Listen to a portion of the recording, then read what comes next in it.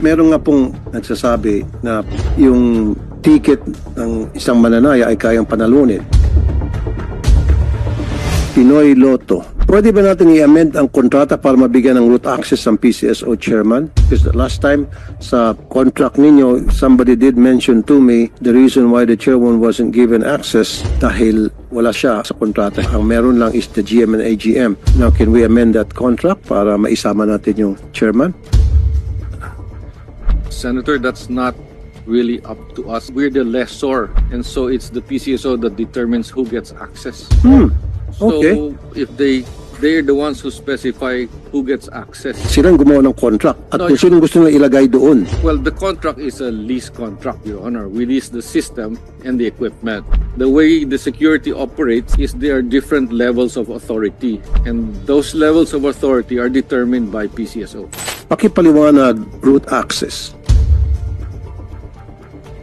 Iba ho yung access sa data, iba ho yung access sa administration. Yun hong administration, yan ho ang nagmamando kung yung halimbawa yung mga agent, yung mga outlet, yung patay sa ras, sa yun.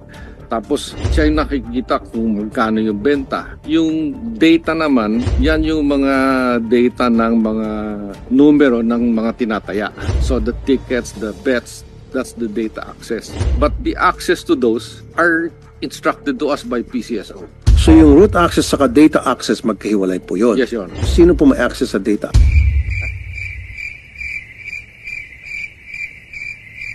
Only two, Your Honor. At sino po yun? GM, saka yung data security ng PCSO. Kasi nung last year, meron nga pong nagsasabi na through maybe data access, yung ticket ng isang mananaya ay kayang panalunin. May mga ganong klase mga allegations kasi na kaya manipula po yung game. All of the system is housed in a main computer system. It's hardware, it's a big computer. There is no public access to that computer. Hindi siya ma-hack. Ang na-access lang ng mga outsiders, pati yung mga agents, is another computer in between. Access ng mga agents Yes. at mga outsider. How about access ng mga tao sa loob ng PCSO? Yung dalawa ho, pwede mag-access doon. Yun ang sinasabi ko. Pwede. Opo. Yung dalawa. In other words, kung yung dalawa ay loko-loko, halimbawa lang loko-loko, kaya nila manipulahan yung laro. Theoretically ho, pero hindi ho ganun kadali yun. Hindi ganun kadali, pero kaya. I can say yes theoretically, pero I cannot also see how they can do it. I'll give you a scenario. Sabihin natin, lumabas na yung winning numbers. A minute after na lumabas ang winning number, may tumaya, tinayaan yung winning number. Hindi na ho, sarado na ho yung tayaan. Why not? Kung kaya nga manipulahin. Kung gagamitin yung kanilang access sa data, o ano pa man access yung para manipula na pwedeng pumasok pa rin yung taya.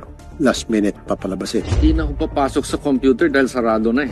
Pero kung may access yung tao na buksan yung computer, Theoretically, yes, Your Honor, but thank you. I can't really see how it can be done. Thank you. Kaya nga sa susunod na hearing, I want the DICT to be here. Siguro, COMSEC will invite IT experts as well, not only from the government, from private. Thank you for your opinion, Attorney Jose Bernas. I really appreciate it. Thank you, sir.